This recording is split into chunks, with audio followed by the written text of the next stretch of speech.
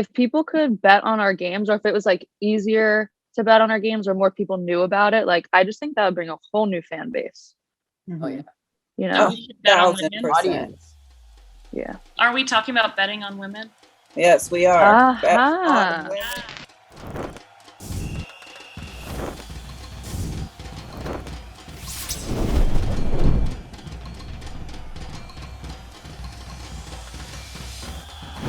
Welcome to the Bet on Women Roundtable by Gaming Society. There is tons of talent on the screen.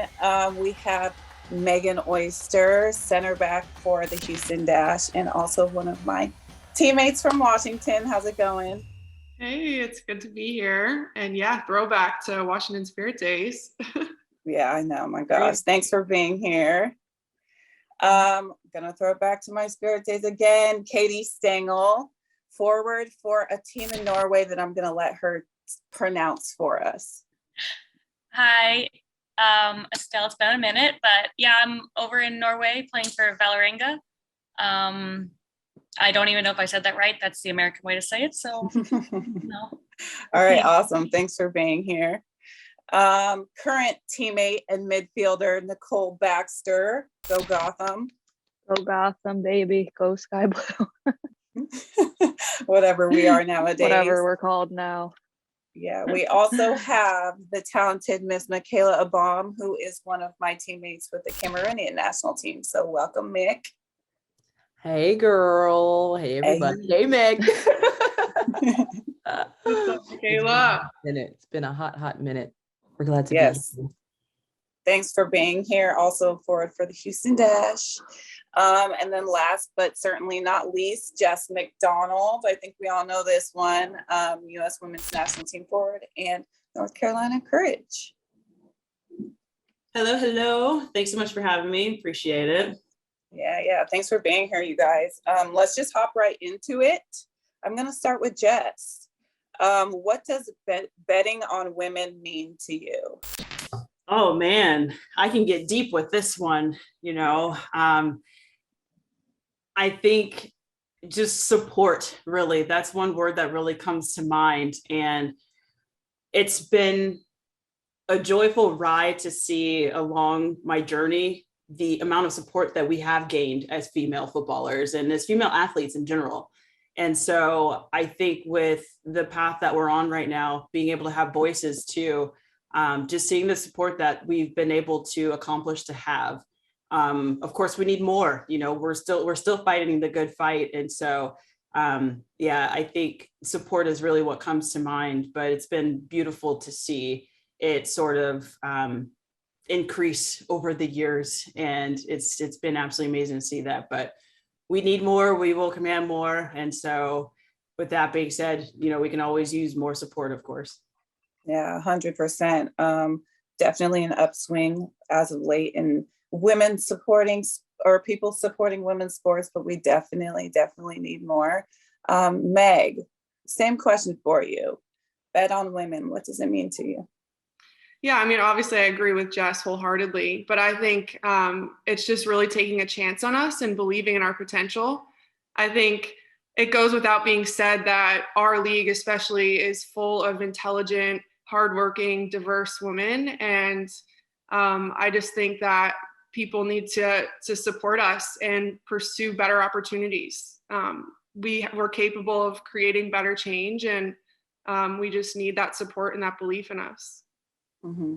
Very, very well said. I feel that the more people put into betting on us, the more that they get out.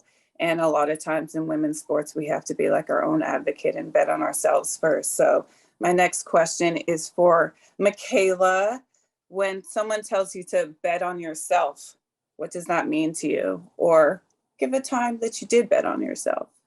Betting on myself. I feel like that has a lot to do with confidence in oneself. I feel like even outside of football, there's so many different times and periods where we just need to be confident in who we are. But I feel like just in our sport in general, it takes a toll on us because sometimes it feels like we're not enough. And that's where the whole support thing comes from outside of the field for us. And I mean, I can name a couple of things where I have these little challenges here and there about that, but it comes with performance. It comes with what I'm doing off the field, like how I'm staying in shape, what's going on, all these kind of things that play in. And I feel like that's where being able for other people to have their bets on us, being able to build on that confidence for me, betting on myself, and being able to derive that individually rather than having it to that need for it to come from everybody outside of the pitch for us. I just think it's huge in a sense, but it just is something that gives us that extra fuel, that extra light to be more unique and genuine in our abilities, because there's so much talent, like Meg was talking about, so many women in this league, especially that are intelligent and just strong mentally, physically. So it takes one. It really takes one. Nice. Yeah, I totally agree. I mean, I think we could all agree that sometimes we have to bet on ourselves and hope that the rest follow. And I think that's a huge credit to not only the women on this call, but like women athletes in general. Like we really, really have to be advocates for ourselves. So as we continue to like fight for equality, Stengel, this question's for you. Sorry, Katie. This question is for you, but what are like the largest discrepancies in equality that you see in our sport? I think when you look at our sport in general, you typically just compare it to the men's side. So in the US, NWSL and MLS, you see just at the financial stage, it's just like the financial backing. They have bigger stadiums, they have a bigger fan base, and they have more money in all the infrastructure. So that correlates even higher salaries. But I think it also has to do with getting investors to see the potential return on their what could be a risky investment, because like Michaela was saying, like we have confidence in ourselves and we know the product we can produce. So as long as we have that support and the basic infrastructure, like decent locker rooms, decent stadiums, good healthcare, having a house year round so that you don't have to go live on your parents' couch, those are like the humbling factors that make us feel like I don't know, subordinate to what came before us and on the men's side. So I think if we have the same type of, not compensation, but as long as we have an equal playing field with medical care and have the best facilities or access to it, so we have the opportunity to produce and show what we can do, I think then we'd be more equal, just in terms of financial backing. Can I add to that too? Like, I think what bothers me most, it's like exactly what you're saying. Like everyone saw men's sports being played and they're like, this is awesome. We're going to put all this money down to make it even bigger. But when it comes to women's sports, for some reason, like we're constantly convincing people that if you put this money down, it will become great. And so what bothers me is just like the faith that people have in us, faith versus like the faith that people put into men and like men's sports to become this great thing.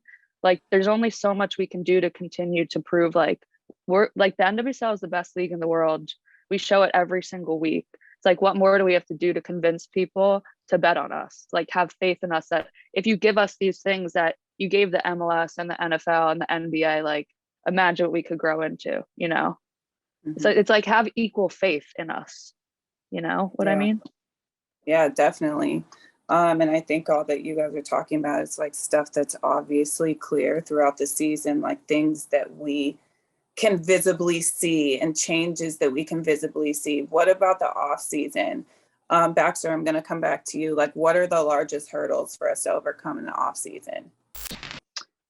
Ooh, in the off season, I mean, just like finding places to play is huge. Like, I think this is one of the first years that we're like having conversations about how our clubs can like better help us in the off season. And I feel like maybe everyone else can chime into this too, but like it's like looking for places to play pickup, looking for places to run. Like we finally now have places to live, but it wasn't always like that. So it's like you have to work a little bit harder in the off season to like get everything that you need when maybe you don't have like the money and the resources that male athletes do to accomplish those things. Like I don't want to be paying every day to play pickup or pay for a gym membership because like maybe I can't afford that. So it's just like overcoming, you know, like maybe not having the means or the resources that maybe male athletes do.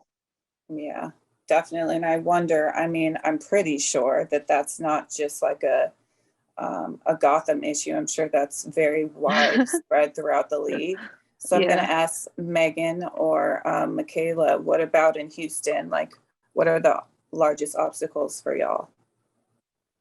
I mean, I was going to add, and Meg can probably go on a little bit more than me when it comes with just Houston in general, with the environment and how it plays on with the off season, because this will be like my first more or less here. But I wanted to add to what Nicole was saying, because it's true. There's like having a stable balance between playing time, being able to find the right pickup spots or workout facilities to be doing certain things, and then also being prepared to go into preseason ready for those kind of obstacles that comes into play. And I feel like that's a huge difference in general too, with here in the US and then overseas, because our league is growing, which is fantastic, and it's going to lead to like a longer season in general. But that was the difference with overseas. You know, you had like a month or a month and a half of off time, which was giving you equal balance between like actually resting and then being able to go back into workout and not feel like you're literally starting from scratch. And I feel like here, that's the huge difference with it, because we have so much time in between, more or less, to where we need to be playing, we need to be ready, but we also need to not be risking injury or like going into preseason and having to restart all that offseason was for into preseason. I think that falls a lot with the club too. And I mean, in general, it's more or less us creating those pickup times, or us having our strength coaches create that program for us to be doing in the off season. But it's like whenever people go home, whenever people go and do certain trips and stuff, like how does that plan into what we'll be going in for preseason for, you know what I mean? Yeah, that is such a good point, because I played overseas for a little bit too, and it's like off season is supposed to be like rest time, but because our off season is so long, it's like turns into rest time into like a preseason. And so I guess I never really thought about, like, when you're playing overseas, you don't have to really like seek out a pickup situation or something. Did other people play overseas? Yeah, it's so different. Yeah. For me too, I think it's just, it takes so much coordinating. Like you really have to look out for yourself. And that's always been the case. I mean, luckily we have people here on the dash, and it sounds like you guys have a better setup now too, with just people looking out and giving you guys things that you need and trying to support us. But like Michaela said, it's a long time to coordinate and figure out where to play, who's in town, all of those sorts of things. And then also, because it's so long, this is almost a time for me too to make extra money. We don't make that much throughout the season and throughout the year. So now that we have a little bit more freedom in our schedule, this is where I try to find other opportunities and really max that out. So it's a really hard balance to do all of that coordinating and all of the extra work. And that long off season takes a toll, I think. Yeah, definitely. I mean, everything that you guys just said is so valid, like the side hustles and everything that we have to do to make ends meet. And also, like, Meg, I know you're from Chicago and I'm from Colorado. There's no outdoor playing. So it's not like I can just like roll up and play with whoever is playing at the park type of thing.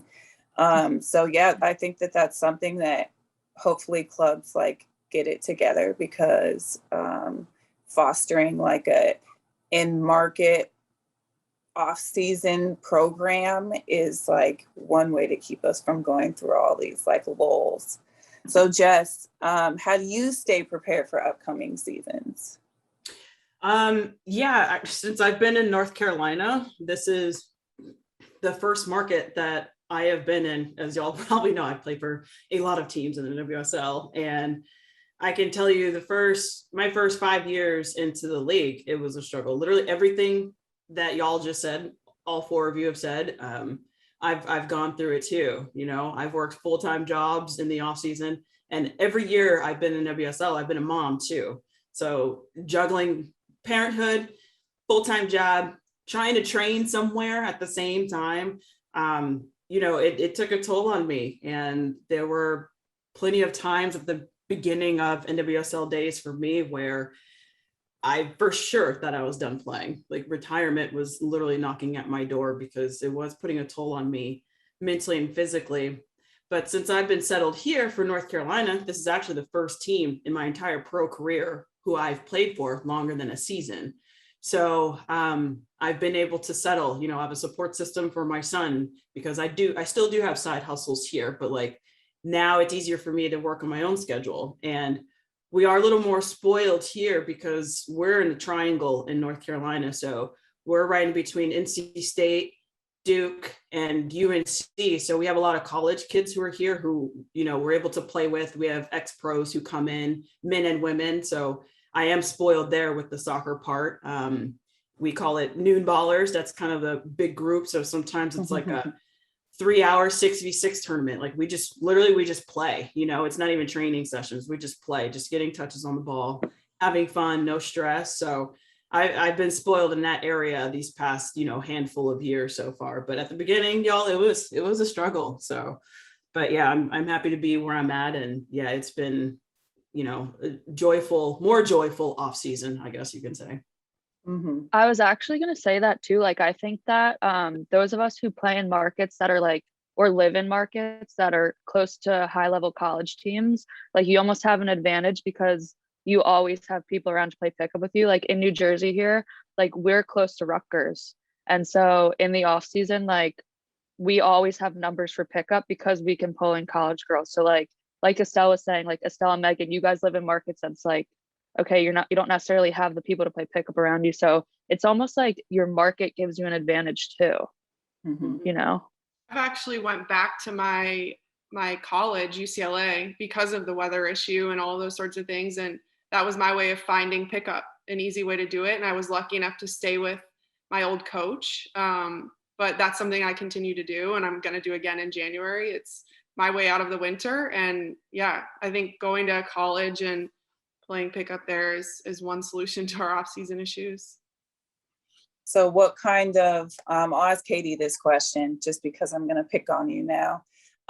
What kind of advantage do you think the players that play in these California teams, these new NWSL teams that are coming in, obviously LA and San Diego, they get to play year round in beautiful weather. So what kind of advantage do you think they'll have? I think I grew up in Florida and didn't own a winter coat until I went to college. So we never had the weather issue, and I never even thought about it because in high school, even we played soccer in the winter because it was not as warm. So it definitely gives you an advantage because you can play year round outdoor. And there's something to be said about just having, like you guys said, the numbers and a facility. So yeah, I think these LA teams are going to have, and San Diego team are going to have a big leg up because they'll have the market already. I do think, like, I was in LA one summer and it's very hard to find a public field.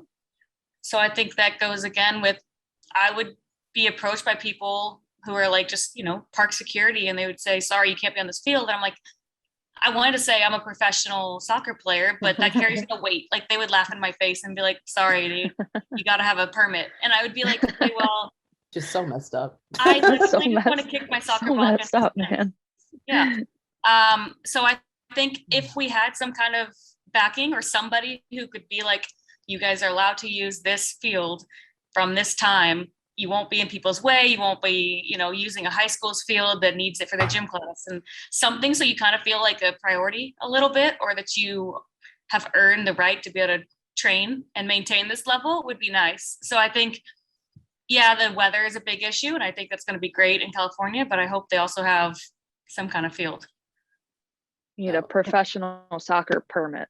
That's seriously right on your chest. On your forehead. Yeah. Well, if you think about it too, that's what makes it like so much more important for like us to have such a strong grounding with our communities and stuff, because then those kind of things come into play. Like, you shouldn't have that issue. You know what I mean? That should not be a problem anywhere we go. Like, we don't have to be Messi or Ronaldo to be going up to fields and being like, hey, or like Pogba using Miami's field, like these kind of things, you know what I mean? Like, They would never kick. They would never question Messi that. off a public soccer field. They'd be taking pictures. They'd be like, "We'll mow the grass later." We'll move our gym class for you. Yeah, gyms, send the kids home. Gym's canceled. Mick, since we have you up here talking, how does I feel like what you were just mentioning was a problem with visibility. Like, obviously people don't know who we are, so they're gonna be like, what? Like, get off the field. So how does like visibility in the US compare to visibility overseas with women's sports or with women's football? I think because of how huge like football is over there, especially in Europe, just like how grand it is at the stake for the men's side, the women's side holds some type of leverage.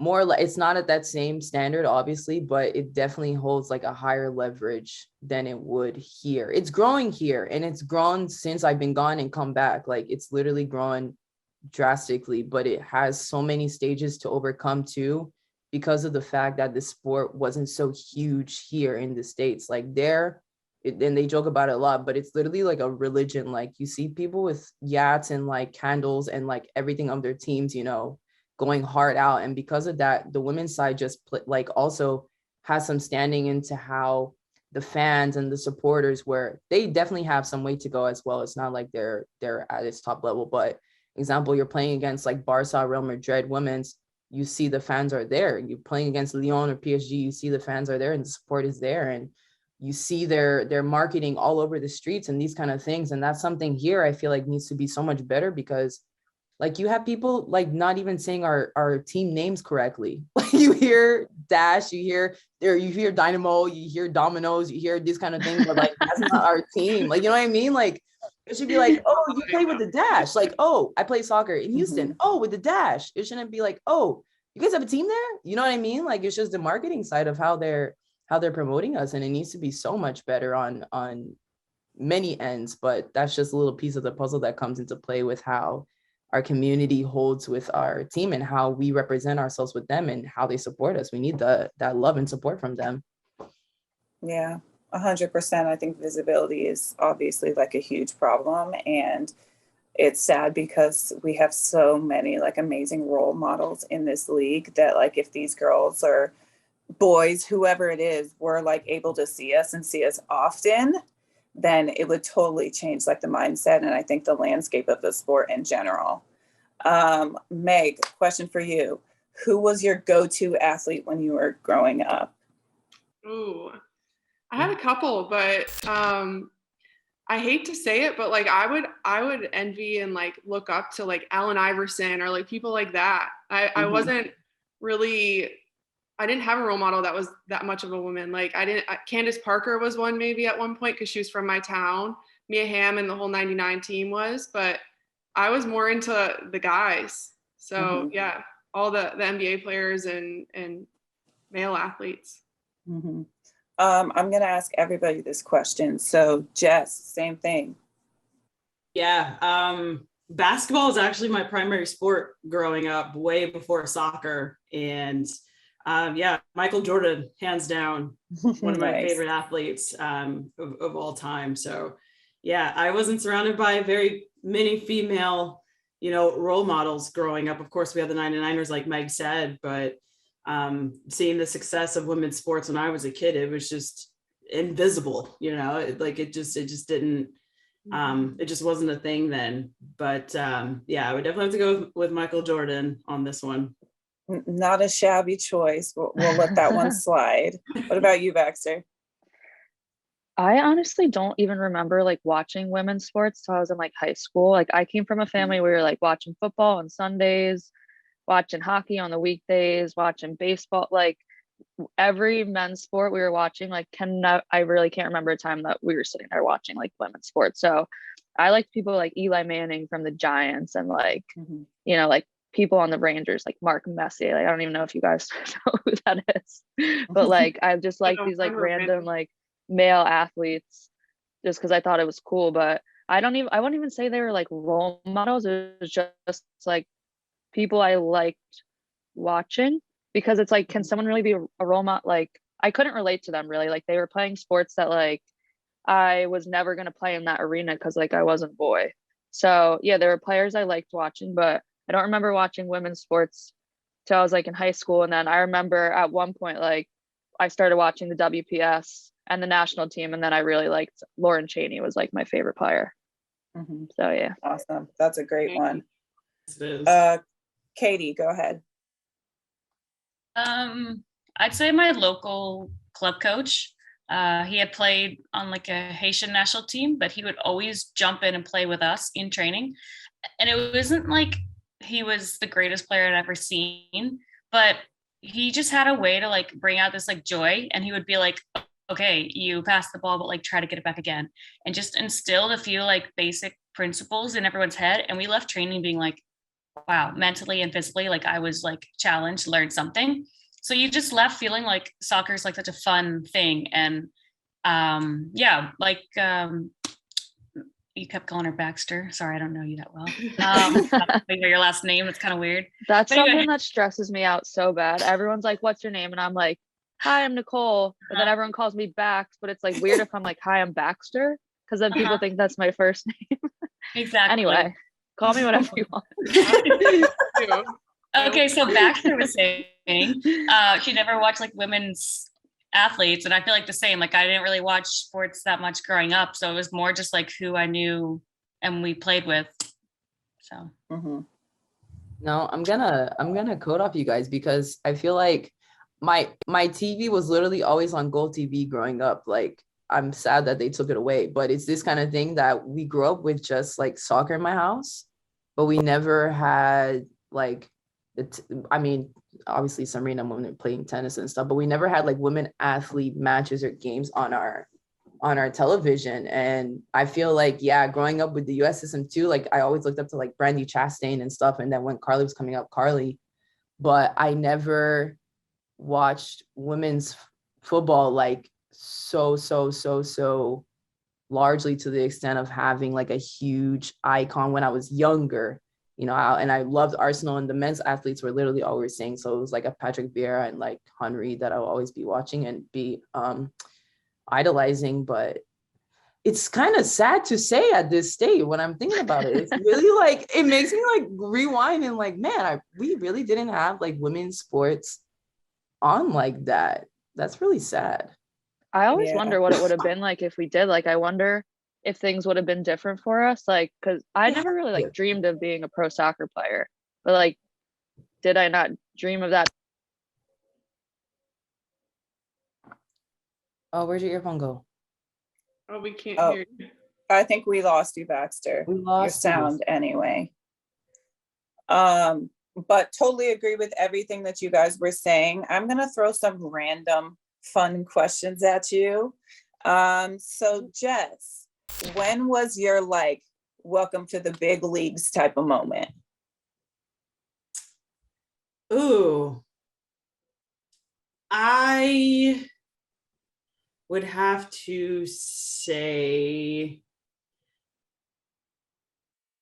oh man, okay, that's a tough one. Do you want me to skip you and come back? No. Okay, so I would have to say at some point in 2014, when I was playing for the Portland Thorns, I felt like I really hit my peak as a professional at that time, and sort of was able to just, I don't know, release something out of me that I didn't know I had in me in the first place. So I was challenged in many ways when I was at Portland, and that was my first time probably ever in my career where I was challenged the way that I was, and it brought something out of me. So I would say in 2014.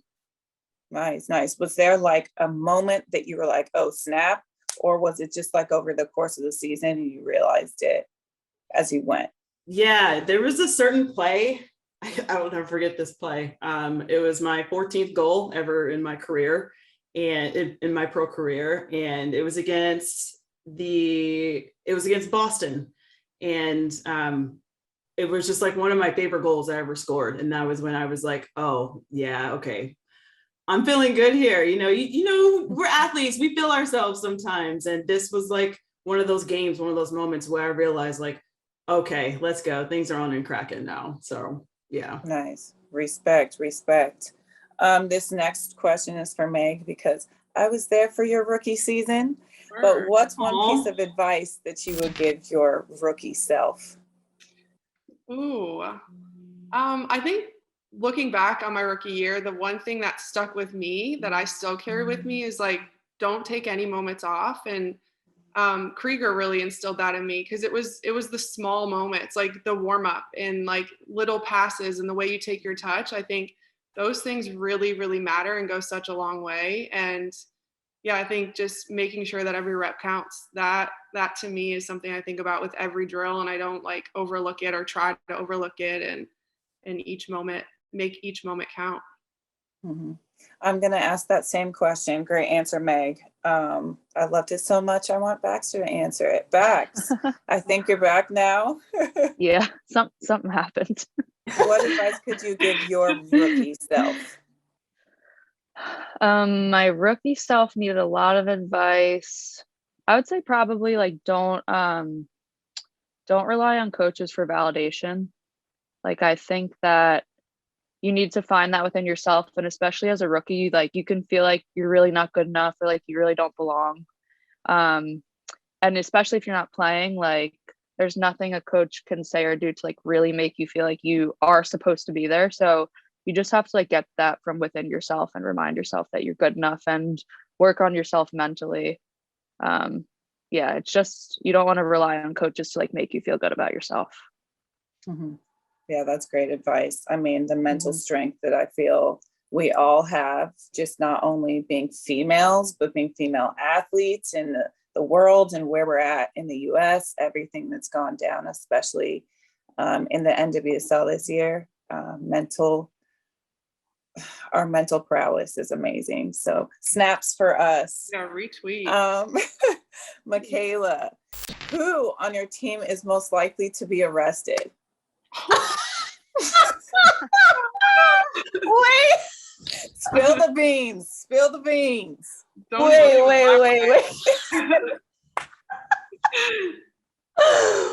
Wait, is this the real question? Yes, and I know you have an answer. Can I phone a friend? Not me. I'm not throwing anybody under the bus. Meg, I mean, I didn't say it. She told you guys. She's the one. Wait, you know what? Yeah, Meg, I would have chose you. I'm not gonna lie. Is this over? I'm out. Is this over?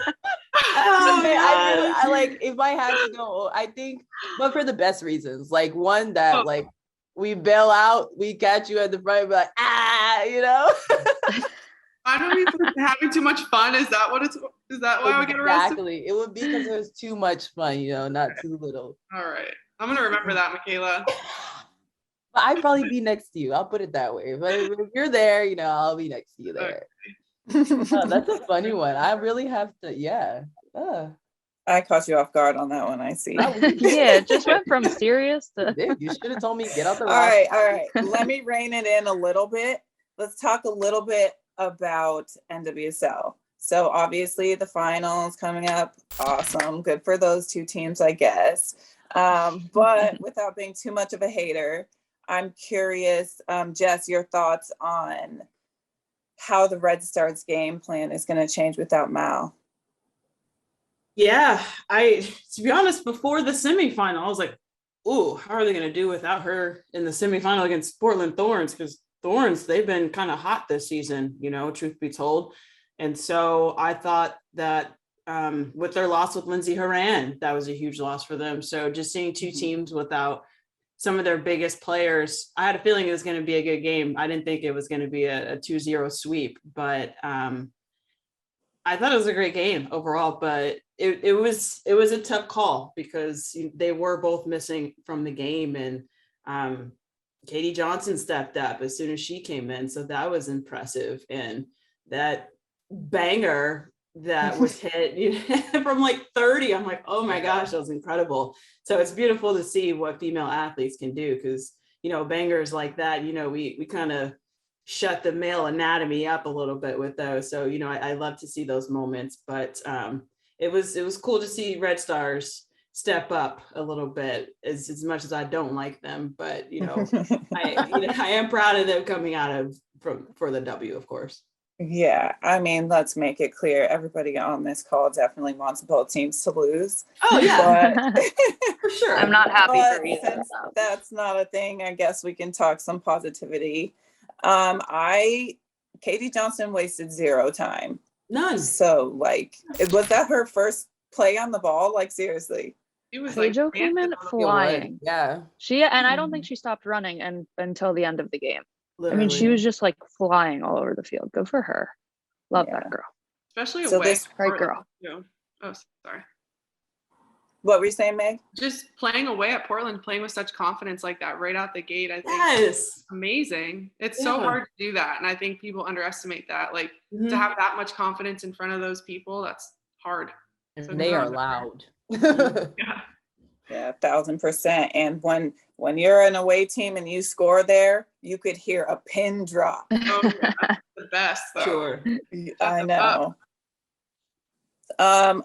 Katie, what's your finals prediction? I'm not sure how much you've kept over the last couple months. I know you've been busy winning things in Norway, but what's your predictions for the final?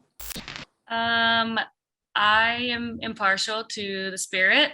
I think my best friend is the goalkeeper, Aubrey, and she's played unbelievably well the past 2 games in the playoffs. Yeah. So I think it'll be exciting to see her playing in front of all her family in Louisville. And I think the Spirit are very dynamic and they are a possession-oriented team. So I think that's going to be really tough for Chicago to break down. Yeah, I think Chicago has a lot of big names as well. But I think it's going to be 2-0 to the Spirit. Ooh. Give it a number. Ooh. Wow. That's nice. Baxter, what do you think about that? Oh, I don't know about that. Are we positive Mal isn't playing? Do we have the injury report yet? What's in Because that changes my prediction. I don't think that, see, here's the thing. Like, I think that Washington plays best when like Trinity Rodman is like flying. And I think that the Sarah Gordon Trinity Rodman matchup is gonna Ooh. be a good one. Yeah. And so I'm not sure if I see Washington scoring 2 goals. I actually feel like Chicago might win it. I don't know if that's because I'd prefer Chicago to win it or if I actually think they're going to win it. I Either way. can't tell if this is my heart or my brain. But I see Chicago winning 1-0. That's what I see in my brain, I think. Nice. I think Okay. Chicago, like even when Portland was like down their throat, like they were still playing some really good soccer. And the fact that they were able to win that game, like I just think you have to feel so good after that game. Like they just have momentum going into the final. And so I'm feeling Chicago 1-0. That's what I think. All right. Meg, do you have a prediction for us? I think they both made pretty good points, but I feel like Chicago's defense has been amazing all year. They really have. But I think they're going to be lacking that attack with the problems that they're faced with right now. And I think Washington Spirit's been on fire with their attack. Ashley Sanchez, those shots. I mean, that little chip. That goal was wild. How? Like, wow, That's one of those goals that you're like, was that an accident? Mhm. But then you're watching, you're like, that was not an accident. you just flicked it right over. I was like, okay, that's awesome. But I think if they Wow. play with like that kind of like swag up top, and like Trinity and Ashley are like, I don't know why I'm calling them by their first name. I don't know them. So but if they can like get a rhythm, I think they're gonna be so good and unstoppable. But yeah, I don't know. I think it's gonna be really close. I don't really have a prediction, but I do think Washington Spirit might come up on top just because I'm partial to them too. Yeah, I mean their attack. So you has guys been- want them to win, having played for them? You want them to Not win the more? same team. It's not the same team at all. Okay, True, but it's that's nice. I don't know. I want them to win because they beat us. So I would feel more at ease with them Maybe that's why I winning. want Chicago to win. You know? No, I'd rather be beaten by the champs than to say like, dang, almost. And So Portland Yeah. wins on their Are turn. you predicting them to win, Mick? I'm hoping they do. Predicting is another thing. I would, you know what? Yeah, there's some really good points made. I just feel like up top they may have a little bit more advantage, but then that matchup in the back is gonna be wild. I feel like this league, man, you can't predict this league. See, here's the thing, though. I feel like if they're gonna score, like if they're gonna have some goals, I feel like they'll have to be like worked for. You know what I mean? This is the beauty of this sport, because you really never know. And also the beauty of this league, because like you couldn't have predicted who's going to be in the finals. Like you literally never know.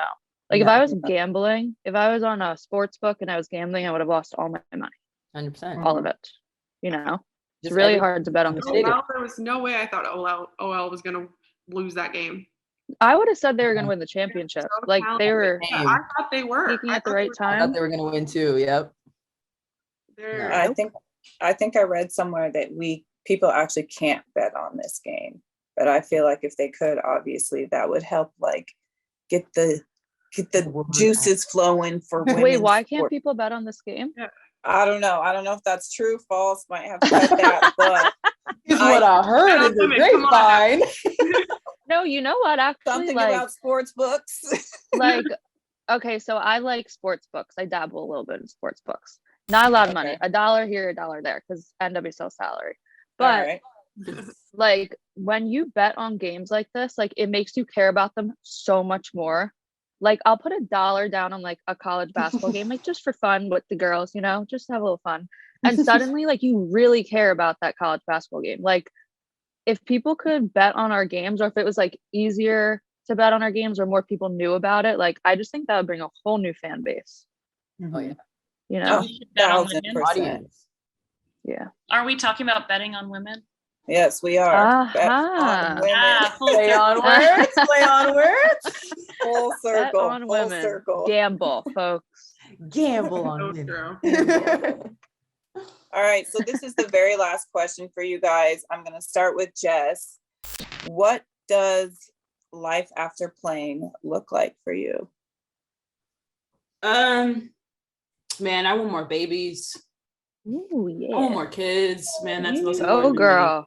So just got to find the right one to have them with. So looking forward to that. But in reality, it's sad to say as female athletes, we have to pick our next career and work. You know, Messi and Cristiano Ronaldo will probably never work for the rest of their lives when they're done playing. So realistically speaking, I'm going to dabble into some commentating. I'm a business owner for a company called Soccer Resilience. We do mental training for players, coaches, and parents as well. So I'll have that. That'll keep me busy. And I also do public speaking as well as pretty much a second career. So, you know, I have a line of things that I will be able to smoothly transition into once I'm finished playing. Awesome. Sounds like you're doing the work to set yourself up. We agree it's unfortunate that we have to set ourselves up. However, it seems like you're way ahead. I also would love to talk to you more about Soccer Resilience. I also started my own mental performance company called Mad Dog Leadership this year. Awesome. So we got to do a little collab. I would love that. Let's talk business, sister. I'm definitely open to that. Would love to. Megan, same question. What does life after playing look like for you? Ooh, still figuring it out. I've been able to work with Athletes for Hope, a nonprofit that helps connect pro and Olympic athletes to charity opportunities. And I've been able to work with them in the off season and throughout season, a little bit here and there for the last 5 years. So I'm really working towards building an actual career with them. It's taken time to kind of figure out what I'm good at and all of those sorts of things, but I'm starting to kind of feel better in that space. Mm-hmm. So I think I'll probably start working with them and kind of see where it takes me in the nonprofit space. I really like that work. And then I think just moving to Austin with my fiance, almost husband. Yeah, we want to buy a house there. I know, getting married so soon. So yeah, I'm gonna be a married woman. But congratulations. Thank you. Yeah. Awesome. All right, Nicole, same thing. Nicole. I've never heard you call me Nicole before, so that kind of threw me I off. know you guys got me all tripped up with this name thing. I'm trying to be official here. Life after soccer. I don't know. I feel like a lot of my playing career has been spent like dabbling in other things so that I can just like figure out what I like outside of playing. And I definitely want to stay working in sports, but not entirely sure what that looks like yet, because a lot of working in sports is kind of like freelance. It's like kind of, it doesn't feel as stable as like a 9 to 5 or some of these other jobs. So still trying to figure it out, but I want to work in sports. I really like sports media. I don't shut up on social media anyway, so I just feel like be an easy transition. Perfect. She is the reigning champ, right? You're the reigning champ for the fan favorite. Oh my God. Can you not? She's got Twitter skills, people. She's got Twitter skills. I'm gonna have to The only awards I get around here. Stengel, what about you, girl? What's life after playing look like for you? Working on getting my master's right now in finance. So I'm hoping to do some kind of number crunching nerd stuff, maybe to make some money. I've enjoyed the poor life, but I think one day I'll either marry rich or hopefully have some kind of corporate job.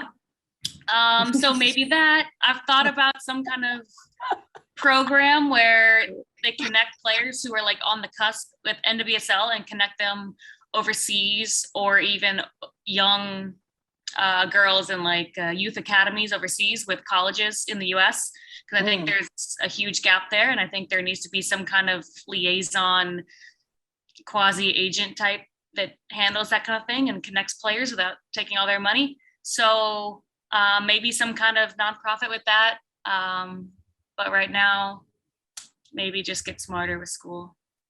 Nice. That sounds amazing. Such a smart idea, and we heard it here first, so nobody can steal this idea. Exactly. What about you, Mick? Not last but not least. Oh, geez. Well, I'm crunching in between what Katie just said and what you and Jess were talking about, because I definitely want to stay within sport and giving back. And the whole idea is behind going through like that physiological, psychological phase that we go through as athletes, and kind of aiding through that process. I definitely want to go into the long-term development of like how we grow into what we grow into. Definitely starting from youth age and going on. Don't know exactly how that looks like, but definitely want to start something there. And then obviously, as you know, with resources and how we are with Cameroon, kind of building into how we can grow something of foundation or some sort into those leagues there, and then hopefully going out through all of Africa, but that's more longscape. But at least for the little bit of it, kind of going into how we can aid here before aiding out into the motherland. But yeah, something. I mean, I don't have all the pieces together. I think that's something that was important to me coming home too, of being able to like have stability and growing from where I know is home, you know, what I know is home at least, and building up from there and being able to set up for what's to come after playing. But I don't know, hopefully the pieces will find its way into its sockets. But I'm definitely going to speak to you guys too, because I need some more. Yeah, no, I think that we all on this call, and just like I said, we have so much to offer. And Mick, I would love to work with you on bringing the game or figuring out a way to like create resources for African players and all of that. I think that I want in. Yes. Oh, like literally. Yeah. You guys, I just took a DNA test and found out I'm 20% Cameroon. You're lying? 20%. Wow. 20% Nigerian and the rest European. Did you do the 23andMe thing? I did, yeah. Oh, I want to do that. Yeah. We love to hear it. Yeah. Yes. So Yes, never been to the motherland, but you know, anything to help create change. Yeah, I'm here for it. So holler at me as well. I want to jump Awesome. on board with your mental health training stuff too, you guys. I think that's so cool that you guys are doing that. I do something like that, but it's not consistent, but I would love to help. I love that. Awesome. I think it's such an important part of what we're doing. And it's Good to know. Yeah, Yeah. we're always Look looking at for us. ambassadors. Look at us, ladies. man, Women helping women. yeah, just throw it out there. Exactly. Well, I do want to say thank you to all of you guys for being here. I know we don't get that much time for off season, and we're constantly on Zoom meetings and calls and film and all that stuff. So I really, really appreciate you guys being here. For those watching, make sure you sign up for the Gaming Society weekly Bet on Women's newsletter and follow the Gaming Society on social platforms. But other than that, thank you guys so much. And that's a wrap. I just wanted to say that. Oh, Great job, Estelle. Hey, Estelle. I always wanted to say that. Make sure you sign up for the Gaming Society's weekly Bet on Women newsletter at thegamingsociety.com and follow @Gaming Society on all social platforms.